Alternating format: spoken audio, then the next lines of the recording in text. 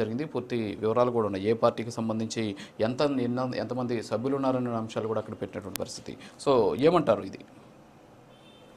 రాజు గారు, మీకు ప్యానెల్లో ఉన్న సోదరులకు చూసిన నమస్కారం. నేను ఇప్పుడే హిందూ పేపర్ చదువుతున్నాను. హిందూ పేపర్లో వచ్చిన కథా సారాంశం ఏంటంటే, ది ఎడిషనల్ అసలు బీజేపీ ఎల్ఐసుకున్నది 98 మెంబర్స్, అలాగే కాంగ్రెస్ సంబంధించిన బ్లాక్ ఉన్నది 81 మెంబర్స్. అంటే very thin margin in Rajya Sabha గెలుపు ఓటంలోకి. కానీ the additional votes against the bill were contributed by the AIADMK, BRS అంటే Bharat Rashtra Samithi, YSRCP and the BJD. ఇది క్లియర్ కట్ న్యూస్ అండి, హిందూలో వచ్చింది. అది చూసి చదువుతున్నాను. మీకు పేజీ వచ్చిన పేజీ పాటు చెప్పమని చెప్తాను. పేజ్ 9 విజయవాడ లా ఎడిషన్ హిందూ. సో ఇంత క్లియర్ కట్ గా కనబడుతుంది, ఇందులో సస్పెషల్ అక్కర్లేదు. సరే, మీరు ఏదో స్క్రీన్ మీద చూపిస్తున్నారు విప్ జారీ చేసినట్టు, కానీ విప్ జారీ చేయటం అంటే కాగితం మీద సంతకం పెడుతుంది కాదండి, దాన్ని సర్వ్ చేయాలి, ప్రతి మెంబర్కి సర్వ్ చేయాలి. చేస్తే విప్ జారీ చేసినట్లు లెక్క. అతను ముట్టుకున్నట్టుగా కూడా చూపించాలి అక్కడ. ఊరిని కాగితం రిలీజ్ చేసాము, ఏదో మేము వెళ్ళినప్పుడల్లా ప్రైమ్ మినిస్టర్ రిప్రజెంటేషన్ ఇచ్చాము, ప్రత్యేక హోదా మీద రిప్రజెంటేషన్ ఇస్తూ వచ్చాము, ఎట్లా చెప్తే కథలు కాదండి, కాకమ్మ కథలు. ఒకటి మటుకు స్పష్టం, లోక్సభ విషయంలో వైఎస్ఆర్సీపీకి ఎటువంటి ఇబ్బంది లేదు, ఎటు ఓటు వేసిన. కానీ రాజ్యసభలో ఉన్న థిన్ మార్జిన్లో వైఎస్ఆర్సీపీ గన తోక జాడిస్తే మీకు సింపుల్ కథ చెప్తాను. ఈ మధ్య మన లోక్సభలో ఒక చర్చ జరిగినప్పుడు మన ఆంధ్ర ఎంపీ లావు కృష్ణదేవరాయలు గారు లిక్కర్ స్కామ్స్ సంబంధించి విపరీతమైన ఆరోపణలతో పార్లమెంట్లో ప్రసంగించారు. ప్రసంగించిన మరుక్షణమే అమిత్ షా గారు లావు కృష్ణదేవరాయలు గారిని పిలిపించుకొని దానికి సంబంధించిన వివరాలన్నీ తీసుకున్నారు. దేనికోసం అంటారు, ఎందుకోసం అంటారు? బాగా జాడిస్తే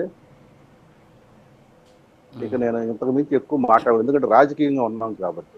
జర్నలిస్ట్ అయితే నేను ఇంకా ఫ్రీగా మాట్లాడేవాడిని. మీకు భావం అర్థమైంది అనుకుంటున్నాను. ఈ రాజ్యసభలో ఇప్పుడు ఓటు అనేది ఎందుకు వైఎస్ఆర్సీపీ విప్పు జారీ చేసామని చెప్పుకుంటున్నా కానీ ఆత్మ ప్రబోధానుసారము అనేది ఎట్లా ఎందుకు మారింది అనే దానికి ఇదే ఉదాహరణ. ఇది కాదు అనుకుందాం, పరిమళ నత్వానితో బీజేపీకి వ్యతిరేకంగా ఓటు వేయించగలదా జగన్ రెడ్డి? స్పష్టంగా చెప్పండి. పొరపాటు కూడా అతను ఓటు వేయడు బీజేపీ. అది కూడా చెప్తున్నారు కదా, పరిమళ నత్వానికి అమిత్ షా భుజం మీద చేసుకుని లోపలికి తీసుకెళ్లి ఆయన చేత ఒక్కటి చేత ఓటేశాడు. సో అది జగన్మోహన్ రెడ్డి కూడా తెలుసు అని చెప్పేసి వైఎస్ఆర్ కాంగ్రెస్ పార్టీ క్లెయిమ్ చేస్తుంది. క్లెయిమ్ చేసినప్పుడు విప్పు జారీ చేస్తా ఉన్నప్పుడు అతను సభ్యత్వం రద్దు చేయండి మీకు దమ్ముంటే. ఇది ఇప్పుడు ఛాలెంజ్, రాజకీయపరమైన ఛాలెంజ్. ఇది విప్పు ధిక్కరిస్తే డిస్క్వాలిఫై అయిపోతాడు ఆ వ్యక్తి. పరిమళనత్వాన్ని మీరు డిస్క్వాలిఫై చేయమని మరి రాజ్యసభ చైర్మన్కి మీరు లేఖ రాయండి, మీ చిత్తశుద్ధి ఏంటో తెలుస్తుంది ఇక్కడ. కాబట్టి వైఎస్ఆర్సీపీ నైజం గురించి మాట తప్పు మడం తిప్పు అనేది సినిమా డైలాగ్ తప్పితే వాస్తవంలో అతను ప్రతి అడుగులోనూ అతను మాట తప్పాడు, మడవ తిప్పడానికి ఎన్నో ఉదాహరణలు ఉన్నాయి. మీ డిబేట్ చాలా, ఆ ఉదాహరణలు చెప్పుకుంటూ పోతే సింపుల్గా చెప్పమంటే 2-3గా చెప్తాను. సిపిఎస్ కానీ, మద్య నిషేధం కానీ, హామీల విషయంలో కానీ 98% చేసినాడు. 2%లో మిగతా అన్నీ ఉన్నాయి, మేజర్ అన్నీ. ఇట్లా మనం ప్రతిదాన్ని అనలైజ్ చేసుకుంటూ పోతే మాట తిప్పను మడవ తిప్పనాడు, తల్లికి ఇచ్చిన ఆస్తిని వెనక్కి లాక్కుంటున్నాడు, గిఫ్ట్గా ఇచ్చిందాన్ని. ఇతను మాట తప్పని మడవ తిప్పను. కాబట్టి అతను మాట్లాడేదానికి మనకి తెలుగులో ఒక పాట ఉండేది, ఆడువారి మాటలకు అర్థాలే వేరులని. జగన్ రెడ్డి ఏదైనా మాట్లాడితే ఆ మాట మీద నిలబడడు అనేది మనం అర్థం చేసుకోవాలి. ఎందుకంటే అతనికి ఇష్టమైన పదం రివర్స్. అతను పాలన అంతకాలం అతను చేసింది రివర్స్. కాబట్టి అతను ఏదన్నా ఒక మాట మాట్లాడితే దానికి రివర్స్లో ఉంటాడు అతను. కాబట్టి వైఎస్ఆర్సీపీ అనేది నైతికంగా ఇక్కడ ముస్లింలు మోసం చేయడం కోసం ముస్లింలతో అంట కాగిందే తప్ప వాళ్ళకి ఏనాడు కూడా ముస్లింల మీద ప్రేమ లేదు అంటానికి. ఈ వక్ఫ్ బిల్లుకి కాదు, గతంలో కూడా బీజేపీ చేసిన ప్రతి బిల్లుకి వాళ్ళు ఆమోదించారుగా. ఈ రోజు కూడా ఆమోదించాలని చెప్తారా? చెప్పేట్లయితే మీరు విప్పు జారీ చేసి ఉంటారు కంటే మీకు ఛాలెంజ్ చూస్తున్నాం. పరిమళత్వాన్ని మీరు డిస్క్వాలిఫై చేయమని అడగండి. మిగతా సభ్యులు ఎవరు తెలియదు, కానీ పరిమళత్వాన్ని విషయం బహిరంగంగా తెలుస్తుంది కదా. కాబట్టి మీరు చేయండి, మీ చిత్తశుద్ధి అంటే చూపించండి ముస్లింలకి.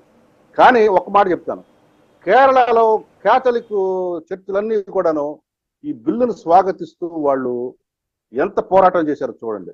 బిల్లు పాస్ అయిందని తెలియని వాళ్ళు అక్కడ సంబరాలు చేసుకున్నారు. మరి నువ్వు క్రిస్టియన్వేగా, మరి నీ క్రిస్టియన్ సోదరులు అక్కడ చేసుకుంటున్న సంబరాలకి నువ్వు గళం కలపవా? అంటే ఇక్కడ నీకు రాజకీయ ఓట్లు కావాలా? ఇక్కడ రాజకీయంగా నీకు ఓట్లు కావాలా? ఇప్పుడు క్రిస్టియన్స్ కూడా మైనారిటీసే కదా. మరి నువ్వు ట్రూ క్రిస్టియన్ చెప్పుకుంటావు కదా. మొన్నగా చెప్పుకున్నావు తిరుమల లడ్డు ఆఫీసులో, నేను గదిలో కూర్చొని బైబిల్ చదువుతానని. మరి నువ్వు నిక్కచ్చిగా బైబిల్ చదివేవాడివి, దేవుడు వాక్యం వినేవాడివి అయితే నీ తోటి క్రిస్టియన్ సోదరులతో నువ్వు ఎందుకు గళం కలపలేదు? మీకు కేరళలో వాళ్ళు క్రిస్టియన్ సంఘాలు ఒక పిలిపించే తెలుసా అండి, మీరు వక్ఫ్ బిల్లుకి గన అనుకూలంగా మీరు ఓటు వేస్తే రేపు మీ పరిస్థితి ఏంటో చూస్తాను. కాంగ్రెస్ వాళ్ళందరినీ కూడా బెదిరించింది. కేరళ ఎంపీలందరికీ కూడా వాళ్ళు స్పష్టత ఇచ్చారు. అది కమిట్మెంట్ అంటే. రేపు జరగబోయే కేరళ ఎన్నికల్లో కాంగ్రెస్ పరిస్థితి కూడా చూస్తారు. ఇది అంతా కాంగ్రెస్ చేసిన కుట్ర. ఇక్కడ ముస్లింలకు అన్యాయం అనేది జరగదు. నాకన్నా రఫీ గారు మాట్లాడచ్చు ఆ విషయం, ఎందుకంటే ఆయన ముస్లిం కాబట్టి వస్తాను సార్, మీ దగ్గరికి వస్తాను. శాంతి ప్రసాద్ గారు మీ దగ్గరికి వస్తాను.